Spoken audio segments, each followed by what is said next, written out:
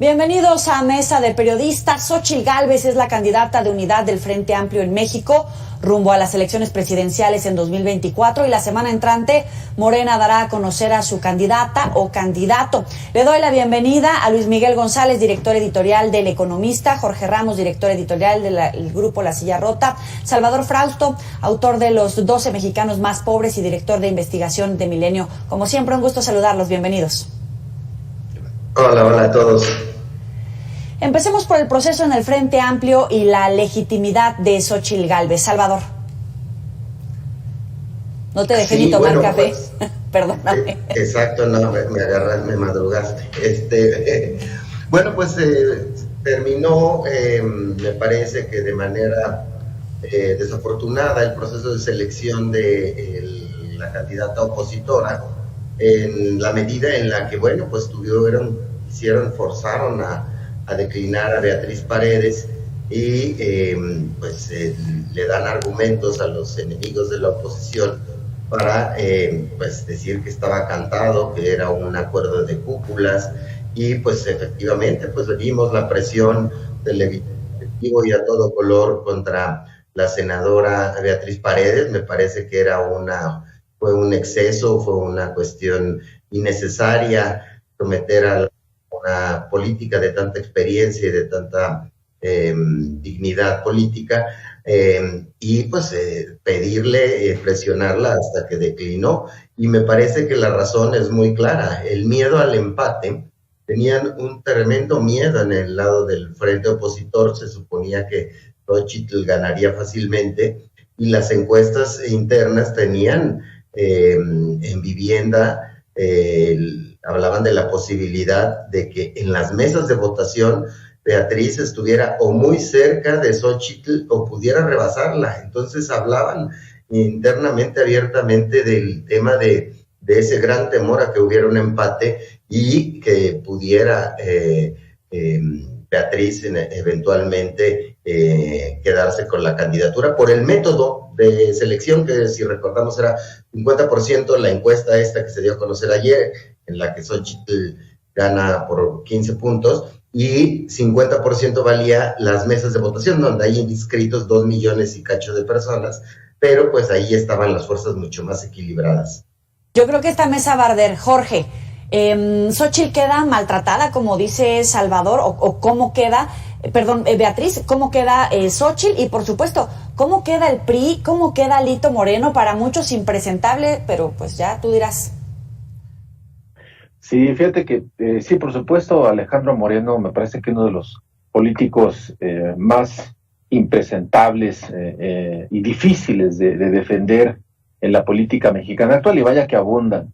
Y yo creo que sí maltrataron a Beatriz Paredes. Yo creo que fue un error, obligarla. A Alejandro Moreno la estuvo presionando, no ayer, no antier, llevaba ya varias semanas presionándola con el objetivo de que ella se bajara. Ella incluso el sábado 26 de agosto dijo en Mérida que estarían jodidas si se aceptara un pacto patriarcal, ¿no? Este pactismo, que al final de cuentas terminaron haciéndolo. Yo creo que sí fue un error absoluto del Frente haber pues suspendido, ¿no?, el proceso del domingo, y a la que terminan perjudicando a Xóchitl Gálvez, porque además el destape que hizo ayer Alejandro Moreno en el PRI, pues fue a la vieja usanza del priismo, ¿no? Él cantando ahí los 32 líderes estatales, los 1900 no sé qué, las 3 grupos que integran las fuerzas vivas del PRI, todos cerramos filas en favor de Xóchitl Gálvez. O sea, es a la vieja usanza. Es decir, por supuesto, le dan todas las herramientas a Andrés Manuel López Obrador para burlarse de ellos. Pero, ojo, del otro lado tampoco venden piñas, están peor. Luis Miguel, efectivamente, el presidente gozó decir que era Xóchitl Gálvez, como él ya había anunciado que les ganaba la apuesta. Gozó decir que fue una simulación, pero si a esas vamos, Xóchitl también ponía un tuit, ¿no?, que era una simulación también en Morena. ¿Quién simuló mejor, el Frente o Morena, si a esas vamos? ver, yo no creo que sea una simulación. En el fondo son ejercicios para conseguir el mejor candidato, el candidato más competitivo. Creo que el Frente cometió un error al diseñar un proceso tan complicado, y como muchas cosas en México, en el momento en que se diseña, nadie piensa qué va a ocurrir en el momento en el que ese proceso llegue a su etapa definitoria. Están los argumentos que han dicho Salvador y Jorge, pero también está el tema de había riesgo de que el proceso fuera intervenido por cualquiera que quisiera manosearlo. No tiene el equipo que convocó, que contrató el Frente, a pesar de que tiene consejeros electorales experimentados, no tenía manera de garantizar, por ejemplo, que no fueran hackeados. No tenía manera de garantizar que terminara siendo muy diferente el proceso, ya no digamos en resultados, que la jornada del domingo fuera un cochinero. En buena medida, yo enfatizaría, vamos revisando el proceso completo y claramente lo que tenemos es la candidata más competitiva de los 30 y tantos que se inscribieron.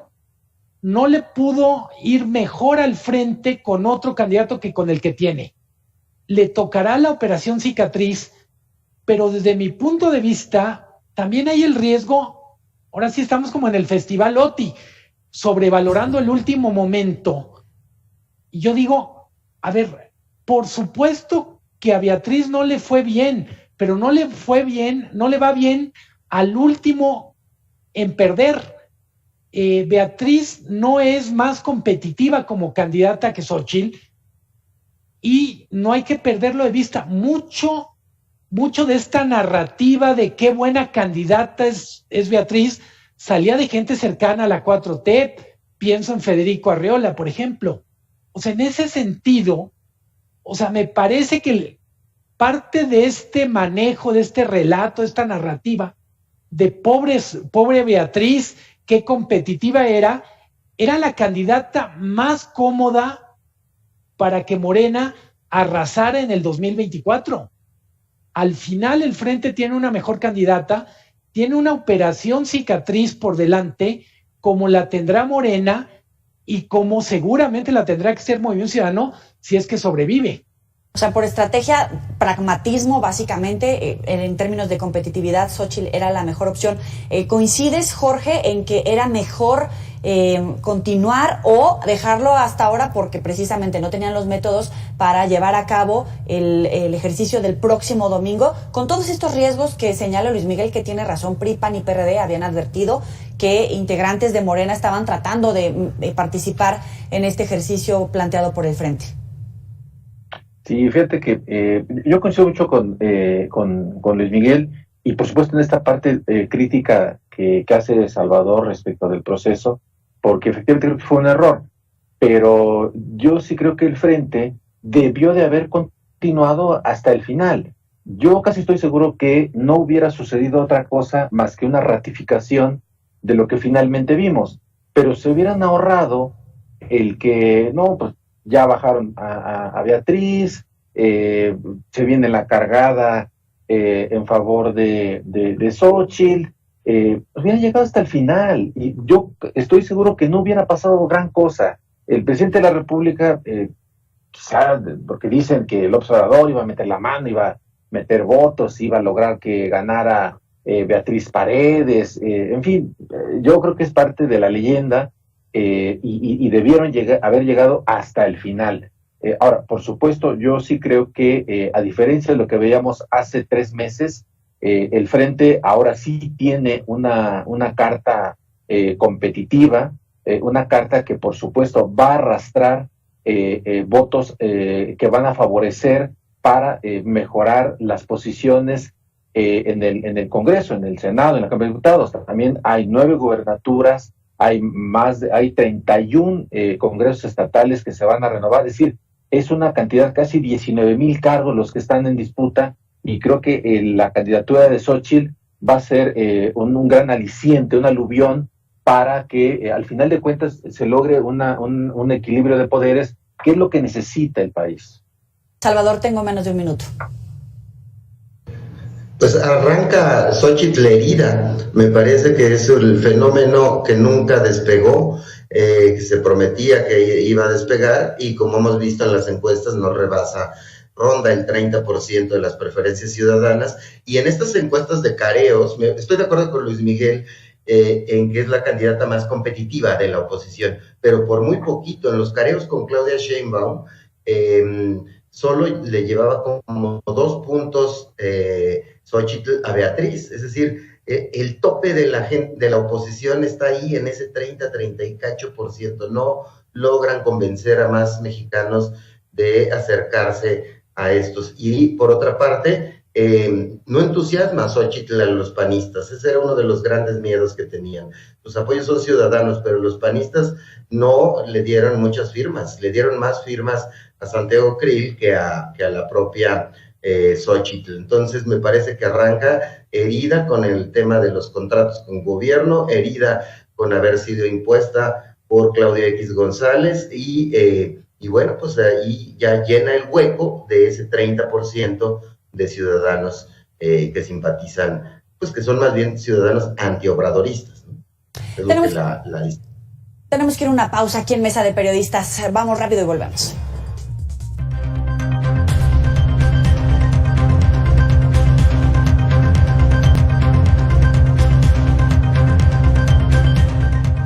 Continuamos en esta Mesa de Periodistas. Luis Miguel Ebrard insiste en denunciar irregularidades en el proceso. ¿Hacia dónde va? Está tratando de hacer valer sus datos, que según él lo convertirían en la corcholata ganadora y ser el candidato, o ya sabe que los números no le favorecen, o ya sabe que sea como sea, no es el candidato del presidente y es Claudia. Creo que la pregunta más interesante es ¿hacia dónde va?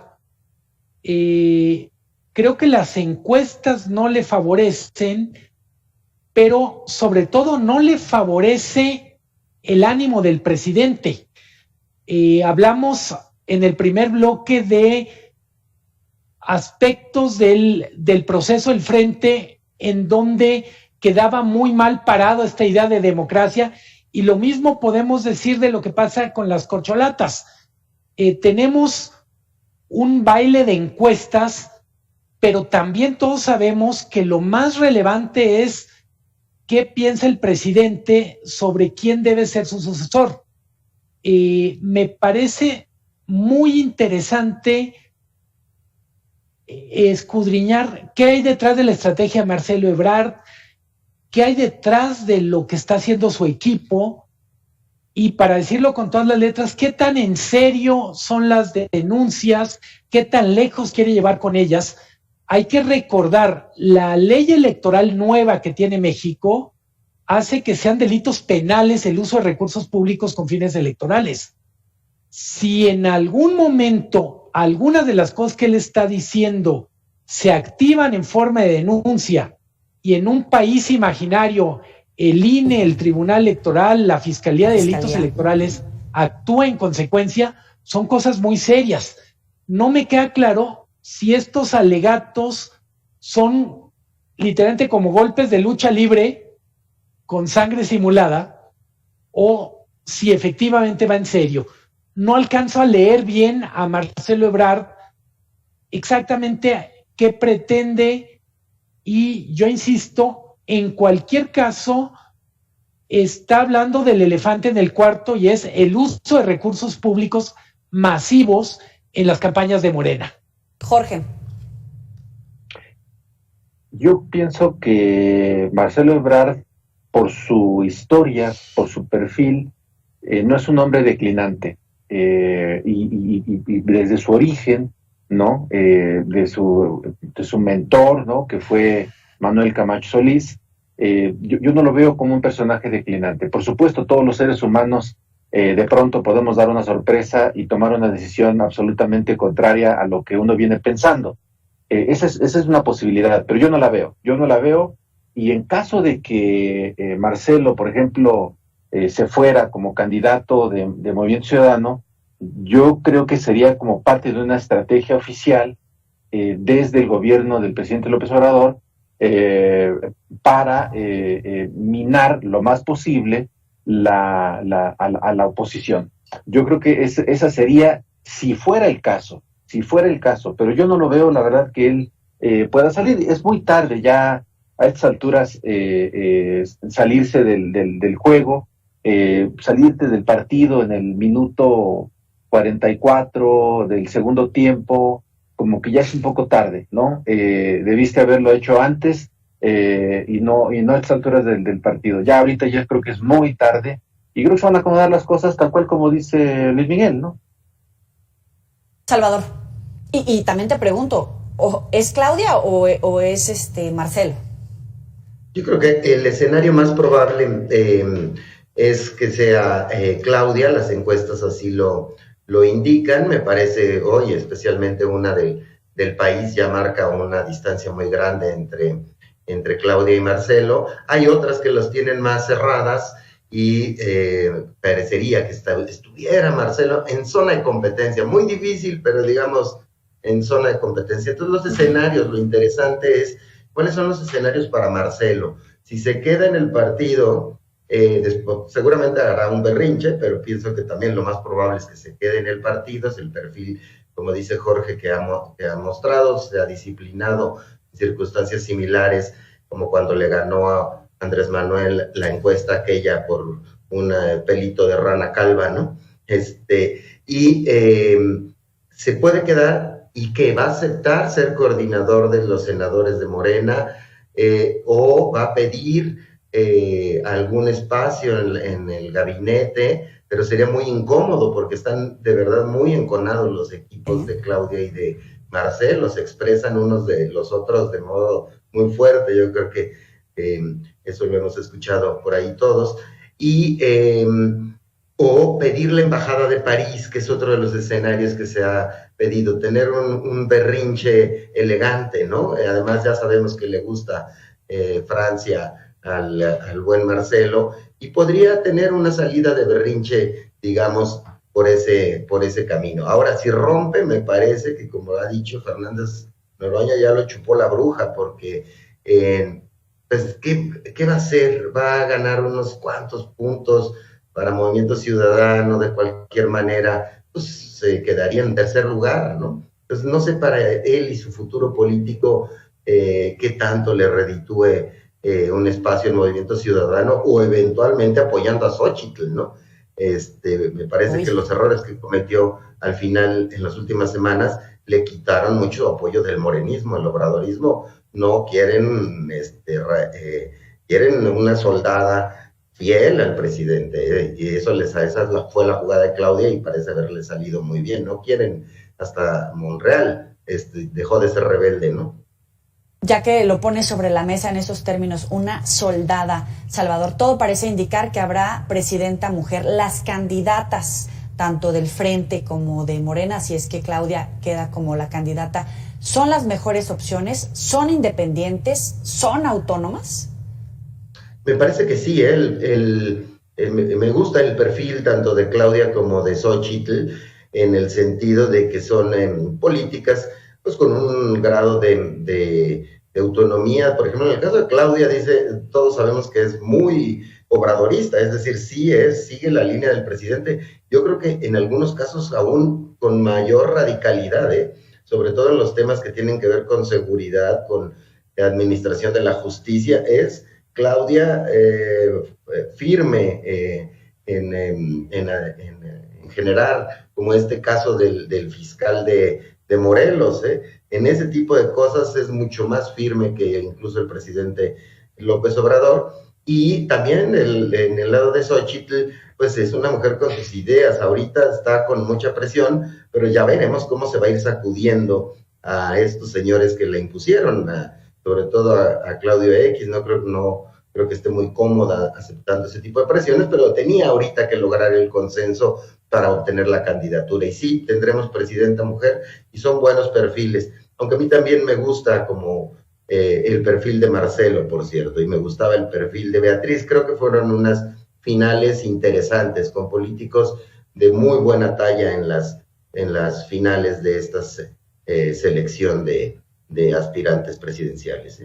Jorge, te planteo la misma pregunta y retomando un poquito lo que dice Salvador, en todo caso, ¿Claudia podría radicalizar estas posturas de la 4T? Mira, yo sinceramente pienso que en el caso de Claudia, en estos momentos yo no la veo tan autónoma. A mí me da la impresión de que ya una vez asumido el poder, o quizá desde la candidatura, ella empiece ya a tomar mayor distancia del presidente. Y en cuanto al radicalismo, sí, incluso es por propio perfil, ¿no? Ella, su biografía la pone en una posición distinta incluso al propio presidente de la República, que ha sido del PRI, del PRD, en fin.